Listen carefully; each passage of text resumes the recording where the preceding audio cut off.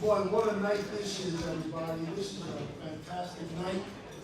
I'd just like to say there's so many great people in this room from all over, but where's Jeff Nelson? Jeff, we're going to make you Jeff Nelson Eddie tonight. Just like I made Willie Randolph. I made him in the time. Thank you, everyone, for being here tonight. It's great to see so many familiar faces from this very Italian-American neighborhood where I grew up and played many games in McCarran Park, the Greenpoint Little League, and CYO for Our Lady of Mount Carmel, especially the streets on the north side. Let me stress that I'm very proud and blessed to be an Italian-American, as all of us are who are here tonight. When I got the call from Joe Quagliata, he said, "Dom, this is your night. Talk about yourself." I said, "Joe, I really don't like to do that. And I know a lot of you people know that." So I decided to call a good friend of mine who knows how to talk about himself, Reggie Jackson. And he assured me how to do this. He took the pressure right off me.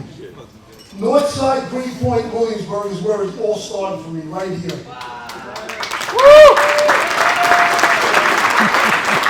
A blue-collar neighborhood with hardworking Italian-American families that looked out for each other on the streets. There were many abandoned factories and buildings after World War II. However, the people had a special bond.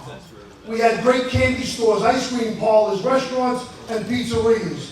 To name a few, Joey Pep's, Trotters, Candy Store, Carmine's Pizzeria, Belmonte's, Creasy, Frost Street, and they were all started by hardworking Italian immigrants.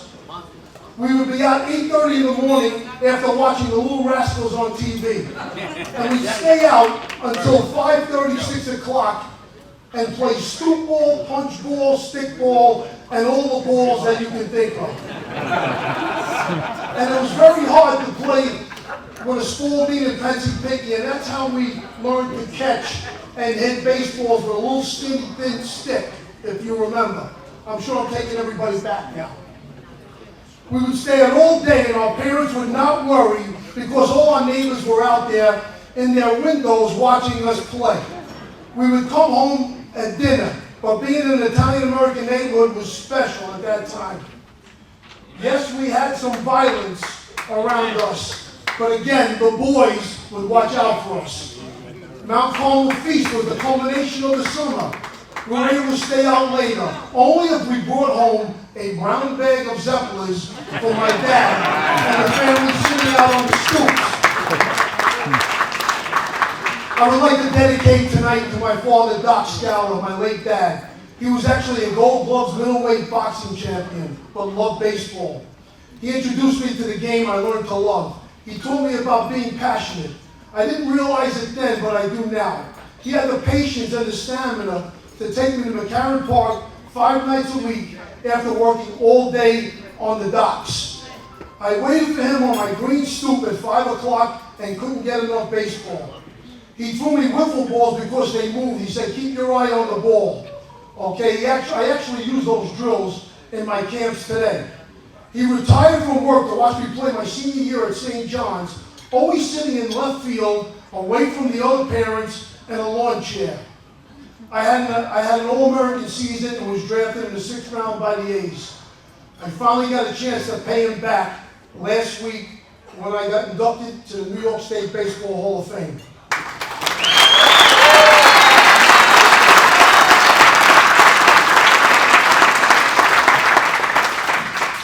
Special shout out to my family out there.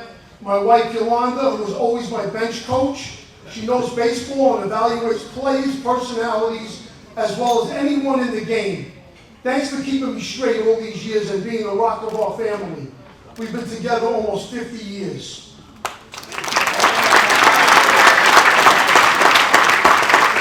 My beautiful daughter Shayna, who's the love of my life. Dads and daughters have a special bond. Unquestionably, the best advisor. She is a backbone of all my PR and social media for my baseball business. We have come full circle. She actually had her communion party here at Giando's 27 years ago. True story.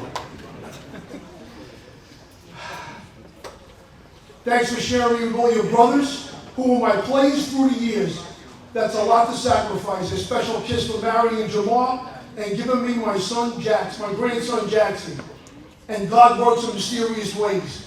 Jackson, my adorable grandson, came along at the right time that I needed someone to smile with, someone to be with, and someone to show me love. A special shout out also to one of my biggest fans, 93 years young, my father-in-law, Joe Semino, is right there at the table.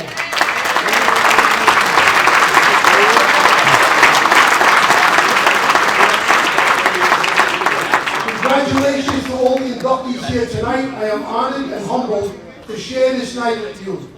Tom Verducci, we know each other a long time. You were a dedicated, young, hungry sports writer back when I was with the Yankees.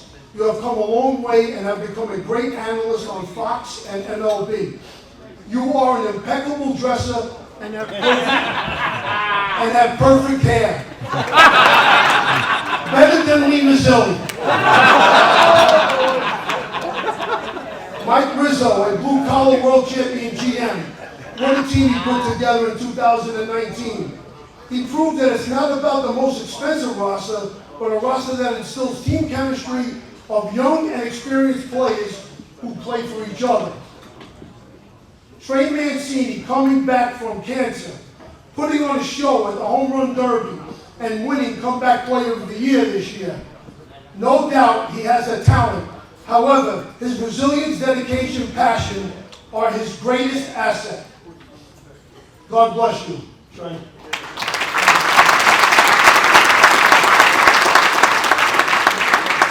Anthony Volpe. Stay the course, my man. The Yankees, they think a lot of you. They haven't made a move yet, so that's good news. And remember this, once a Yankee, always a Yankee.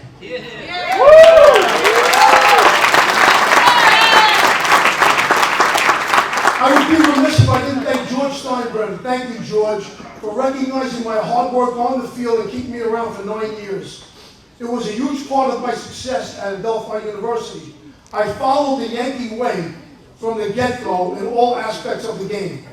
You recognize my value to the team. For that, I am forever grateful. And I think we all can agree he should be in the Hall of Fame.